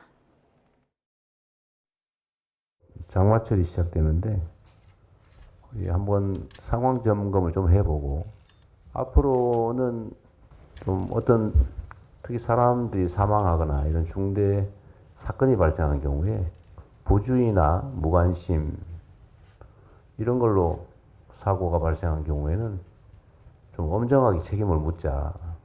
하여튼 우리가 국민으로부터 권한을 위임받아서 대신 일하는 것인데 그 국민들의 생명을 지켜내는 일만큼 중요한 게 어디 있겠습니까? 이재명 대통령이 첫 국무회의에서 해양수산부의 부산 이전을 빠르게 추진할 것을 지시했다고 대통령실이 밝혔습니다. 강유정 대변인은 브리핑에서 이 대통령이 경제 분야 보고를 받은 뒤 부처별로 개선책을 지시하며 이같이 언급했다고 설명했습니다. 이 대통령은 또 산불 재해의 경우 행정안전부와 산림청에 협업을 주문하고 농림식품부엔 농식품 물가 대책을 요청한 것으로 전해졌습니다. 강 대변인은 이 대통령과 각 부처 장관들 사이 격이 없는 대화가 이어지면서 회의가 길어져 점심도 김밥으로 해결했다고 전했습니다. 대통령실은 이어 이재명 대통령이 오늘 국정기획위원회 구성을 지시하고 이한주 민주연구원장을 위원장에 임명했다고 밝혔습니다.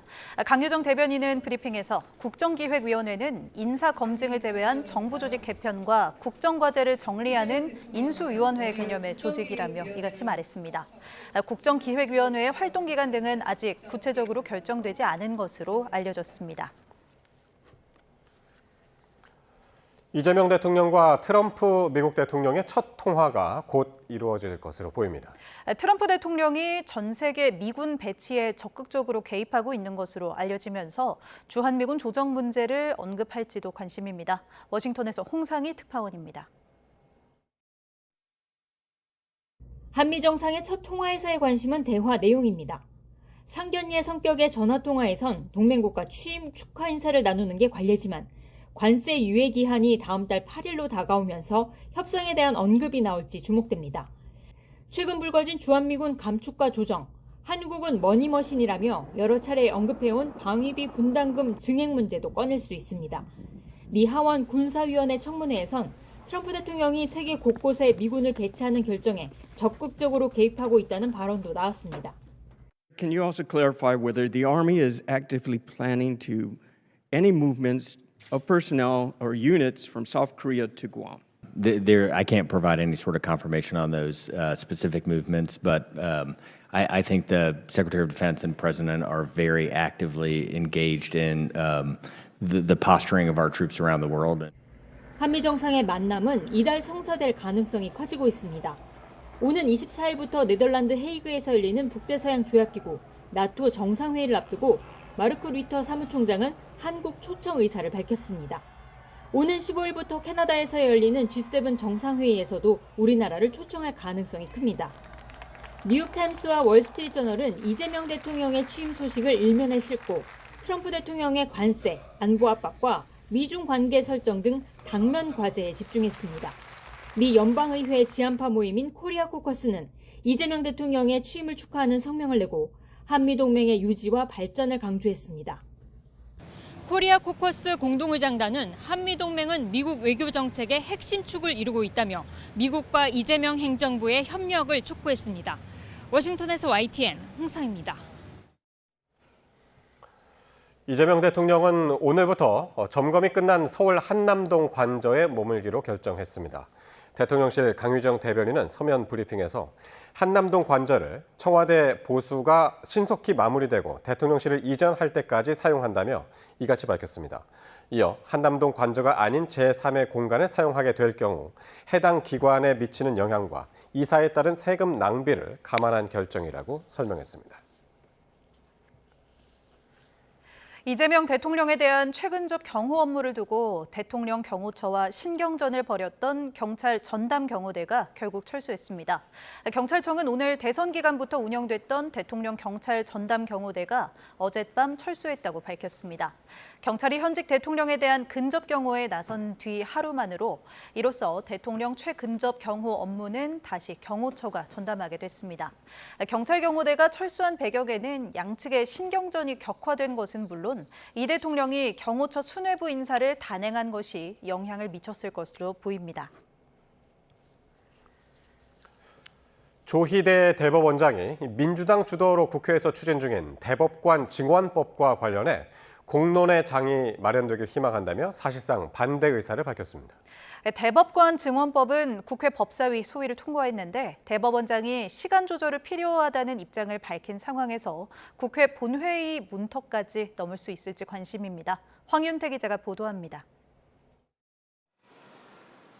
평소 출근길 취재진을 만나도 주요 현안에 대해 말을 아껴온 조희대 대법원장이 대법관 증원에 대해서는 입장을 밝혔습니다. 조 대법원장은 민주당 주도로 국회 법사위 소위를 통과한 대법관 증원법에 공론의 장이 마련되기를 희망한다고 말했습니다. 민주당의 속도전에 사실상 반대 의사를 밝힌 것으로 해석됩니다. 헌법과 법률이 예정하고 있는 대법원의 본래 기능이 뭔지 그리고 국민을 위해서 가장 바람직한 개편 방안이 뭔지 국회에 설명을 하고 그래서 협조할 필요가 있다는 생각이 공론의 장이 마련되길 희망하고 있습니다. 특히 조희대 대법원장은 국가의 백년대계가 걸려있는 문제라면서 상고심제도 전반과 연계된 수기가 필요하다는 입장을 거듭 강조했습니다. 민주당이 주도해 국회 법사위 소위를 통과시킨 법안은 현재 14명인 대법관을 30명까지 늘리도록 했습니다.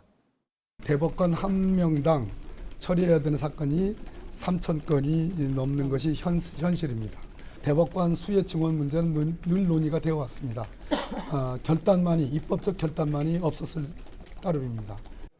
1년 유예 뒤 1년에 4명씩 4년간 16명을 늘리겠다는 건데 법안이 국회 본회의를 통과하면 이재명 정부 내의 대법관은 30명이 됩니다. 하지만 국민의힘이 강하게 반대하는 데다 대법원 주장을 더 들어볼 필요가 있다는 민주당 내 다른 목소리도 있어 본회의 문턱을 넘기까지는 다소 시간이 걸릴 거란 전망도 나옵니다. YTN 황윤트입니다.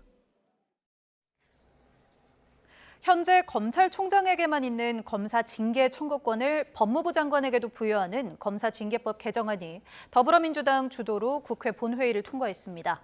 앞서 민주당 의원들은 검찰의 제 식구 감싸기 조직 문화를 고쳐야 하고 다른 공무원과의 형평성에도 맞지 않는다는 이유로 검사징계법 개정을 추진해 왔습니다. 개정안은 검사의 비위가 의심될 때는 법무부 장관이 법무부 감찰관에게 이를 조사하게 공정성을 높이는 내용도 담겼습니다. 국민의힘은 이재명 대통령을 수사한 검찰을 향한 보복성 입법이라며 당론으로 입법을 반대했습니다. 검찰은 오늘 국회 본회의를 통과한 3개의 특검이 본격 출범하기 전까지 진행 중인 주요 사건 수사를 이어갈 방침입니다. 다만 특검으로의 대규모 파견이 예상되면서 검찰 내부에서는 우려의 목소리도 나오고 있습니다. 이경국 기자입니다. 3대 특검법이 국회 문턱을 넘으며 검찰은 맡고 있던 주요 사건들을 특검에 넘기게 됐습니다. 검찰 특별수사본부가 후속 수사를 진행 중이던 비상계엄 사건, 서울중앙지검과 서울고검, 서울남부지검이 각각 수사하던 공천 개입과 도이치모터스 주가 조작, 건진법사 관련 의혹 등 김건희 여사 사건들이 그 대상입니다. 공수처가 수사하던 최상병 수사 외압 의혹 등도 이제 특검이 맡게 됩니다. 일단 검찰은 특검이 출범해 사건 이첩을 요청하기 전까지 관련 수사나 공소 유지를 이어간다는 방침입니다. 특검이 앞선 수사 내용을 살펴볼 수 있는 만큼 추가 수사나 기록 보완 등 기반을 다지는 데 주력할 거라는 분석도 있습니다. 3개 특검이 동시에 가동될 가능성이 거론되는 가운데 검찰은 전례 없는 상황에 혼란한 분위기입니다. 특히 대규모 파견 검사 차출로 업무가 마비될 거라는 우려가 커지고 있습니다. 3개 특검은 모두 합해 최대 120명의 검사 파견을 요청할 수 있는데 내란 특검의 경우 공소 유지 중인 검사까지 별도로 파견받을 수 있어 실제 더 많은 검사가 차출될 전망입니다. 경력을 갖춘 검사에 더해 수사관 등 대규모 인력이 한꺼번에 빠진다면 일반 사건 처리가 어려워질 수 있다는 겁니다. 이 때문에 검찰 내부에선 향후 특검과 검찰 사이 긴밀한 협의가 이루어져야 한다는 지적도 나옵니다. 특검 임명과 준비 기간까지 거치면 특검 수사는 하반기부터 본격화될 전망입니다. YTN 이경국입니다. 국군 방첩사령부가 전현직 군 장성의 정치 성향 등을 조사해 이른바 블랙리스트 문건을 만들었다는 의혹과 관련해 공수처가 수사에 착수했습니다. 공수처는 최근 여인영 전 방첩사령관을 직권남용 권리행사 방해 혐의로 수사하며 방첩사 신원보안실과 서버실 등을 압수수색했습니다.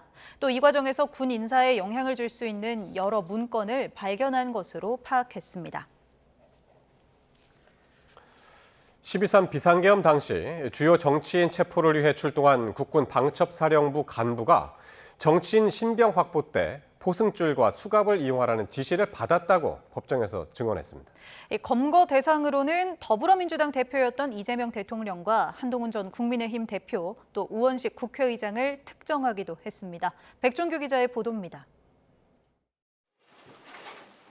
경찰 수뇌부의 내란 중요 임무 종사 혐의 공판에서 12.3 비상계엄 당시 김대우 국군 방첩사령부 수사단장에게 국회 출동 지시를 받은 신동걸 소령의 증인 신문이 진행됐습니다.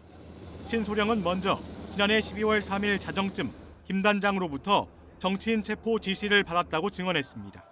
이어 출동 당시 체육관에서 장비를 받았는데 가방에는 방검복과 수갑, 호승줄, 장갑이 있었던 것으로 기억한다고 밝혔습니다. 또 이튿날 새벽 김 단장에게 더불어민주당 대표였던 이재명 대통령과 한동훈 전 국민의힘 대표, 우원식 국회의장 검거에 집중하라는 취지의 지시를 받았다고 언급했습니다. 현장에 도착하면 707 특임대와 경찰 등과 소통해 신병을 인계받고 이후 포승줄을 이용하고 수갑을 채워 수도방위 사령부로 인계하라는 취지의 지시가 있었다고 덧붙였습니다. 이 같은 지시를 받을 당시 이 대통령과 한 전 대표 등에게 포고령 위반 혐의가 있다는 말을 듣지는 못했다며 어떤 판단보다는 일단 움직여야 하는 상황이었다고 설명했습니다. 법정에서는 수사단을 총괄하는 최석일 소령이 김 단장 지시를 정리해 방첩사 팀장급 이상 카카오톡 대화방에 올린 메시지도 공개됐습니다. 경찰이 정치인 체포조에 관여했다는 증언에 대해서는 변호인 측과 공방이 오가기도 했는데 신 소령은 현장 병력 및 경찰이라는 표현이 분명히 있었다고 말했습니다. YTN 백종규입니다. 지난달 YTN은 무면허 음주운전으로 역주행하던 차량이 휴가를 나온 군인 아들을 마중 가던 어머니를 숨지게 한 사고를 전해드렸죠. 당시 입건된 가해 차량 운전자뿐만 아니라 동승자 3명도 음주운전 방조 혐의로 입건돼 수사를 받게 됐습니다. 표종우 기자의 단독 보도입니다. 새벽 시간대 흰색 승용차가 중앙선을 넘어 빠른 속도로 달립니다. 그대로 역주행하더니 맞은편에서 오던 SUV를 정면으로 들이받습니다. 폭발음? 그래서 전쟁 났는 줄 알고 깼어요, 사실. 지난달 8일 발생한 20대 운전자 정모 씨의 무면허 음주 역주행으로 2명이 숨지고 4명이 크게 다쳤습니다. 특히 숨진 피해 차량 여성은 휴가 나온 군인 아들을 데리러 군부대에 가다가 참변을 당한 걸로 확인돼 안타까움을 더했습니다. 정 씨를 무면허 음주 등 혐의로 입건한 경찰은 최근 가해 차량 동승자에 대해서도 조사를 마쳤는데 경찰은 동승자 3명을 정 씨의 음주운전을 방조한 혐의로 입건했습니다. 사고 당일 동승자들은 정 씨와 함께 인천 소래포구에 있는 포차에서 술을 마신 뒤 승용차를 탄 걸로 조사됐습니다. 경찰은 CCTV와 참고인 진술 등을 통해 이들이 각각 소주 2병 이상을 마신 걸로 파악했습니다. 또 정 씨가 동승자들을 집에 데려다 주기 위해 음주운전을 했다는 진술도 확보했습니다. 이러한 정황을 바탕으로 경찰은 동승자들이 정 씨의 음주운전을 충분히 막을 수 있었음에도 차량에 함께 탑승하는 등 방조했다고 판단한 걸로 알려졌습니다. 정 씨는 아직 치료를 받고 있어 조사를 진행하기 어려운 상태인 걸로 전해졌는데 경찰은 정 씨의 부상이 회복되는 대로 추가 조사를 진행한 뒤 신병을 확보할 방침입니다. YTN 표정우입니다. 술을 마시고 운전하다 사고를 낸 뒤 도주했던 남성이 경찰에 자진 출석했습니다. 서울 광진경찰서는 음주운전, 도주치상 등의 혐의를 받는 몽골 국적의 40대 남성 A씨를 조사하고 있습니다. A씨는 오늘 오전 11시 40분쯤 서울 구의동 아차산역 사거리 인근에서 이삿짐 트럭을 몰다 역주행해 차량 2대를 들이받은 뒤 도주한 혐의를 받고 있습니다. 이 사고로 피해 승용차에 타고 있던 80대 남성 1명이 다쳐 병원으로 옮겨졌는데 생명에는 지장이 없는 걸로 파악됐습니다. 마약을 투약한 혐의로 구속 기소된 국민의힘 이철규 의원 아들이 최소 9차례 대마 매매를 시도한 것으로 조사됐습니다. 조국혁신당 박은정 의원실을 통해 확보한 공소장을 보면 이 의원의 아들 이모 씨는 지난해 10월 27일부터 지인들과 렌터카를 타고 액상 대마 매매를 시도했던 걸로 파악됐습니다. 이 씨와 지인들은 가상화폐 이전 대행업체 계좌를 통해 판매상에게 돈을 보낸 뒤 이른바 좌표로 불리는 주소를 받았는데 서울 강서구 아파트 단지와 서초구 오피스텔 앞 화단 등에서 대마를 찾으려다 실패한 것으로 확인됐습니다. 이 씨 등은 이후에도 매매를 시도하다 지난 2월 서울 강북구의 한 아파트 공중전화 부스에서 합성대마 10밀리를 찾았고 이 씨 부부는 거주지에서 합성대마를 번갈아 흡입한 것으로 조사됐습니다.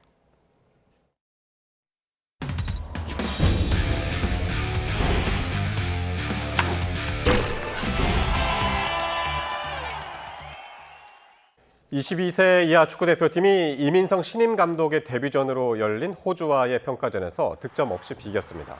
우리 대표팀은 용인 미르 스타디움에서 열린 경기에서 잉글랜드 스토크 시티에서 뛰는 배준호를 앞세워 여러 차례 득점 기회를 잡았지만 골을 성공하지 못했습니다. 2026년 아시안게임에 대비해 호흡을 맞춘 대표팀은 오는 9일 호주와 한 차례 더 맞붙습니다. 프로야구 KT의 괴물타자 안현민이 원조 괴물투수 한화 류현진을 상대로 시즌 10호 홈런을 터뜨렸습니다. 홈런 포함 3안타 3타점을 올린 안현민의 활약에 KT는 3연패에서 벗어났습니다. 보도에 이경재 기자입니다. 1회 안현민이 때린 공이 왼쪽 담장 밖으로 사라집니다. 풀카운트에서 류현진의 148km 속구를 잡아당겨 시즌 10호 홈런을 쏘아올렸습니다. 안현민은 3회엔 류현진의 커브를 노려쳐 적시타를 추가했습니다. 6회에도 안타를 때려낸 안현민은 7회엔 밀어내기 볼넷으로 3타점째를 올렸습니다. 장성우와 조대현도 나란히 3안타 2타점씩으로 활약한 KT는 류현진이 팔통증으로 4회에 내려간 한화를 7대0으로 꺾고 3연패에서 탈출했습니다. KT 선발 헤이수스는 7이닝을 무실점으로 막아내고 시즌 5승째를 거뒀습니다. 연패 중이었는데 끊을 수 있어서 너무 기쁘고 또 좋은 상황에 홈런을 칠 수 있어서 좋았던 것 같습니다. 9회 말 두산 김동준이 끝내기 안타를 쳐낸 듯했지만 2루주자 박준순이 홈에서 아웃됩니다. 그러나 두산은 연장 10회 똑같은 투아웃 1, 2루에서 김민석이 끝내기 안타를 쳐내며 2대1로 승리했습니다. 두산은 4연패를 마감했고 조성환 감독 대행은 3경기 만에 첫 승리를 낚았습니다. 선두 LG는 7회 원아웃까지 1실점한 선발 에르난데스와 시즌 18호 홈런을 2회 투런포로 장식한 오스틴의 활약을 앞세워 NC에 3대1로 승리했습니다. 구자욱이 3안타 2타점을 올린 삼성은 4연승을 달리던 SSG를 3대1로 물리쳤고 이주형과 송지우의 홈런 등 장단 17개 안타를 폭발한 키움은 롯데를 10대5로 꺾고 2번 연속 위닝 시리즈를 달성했습니다. YTN 이경재입니다.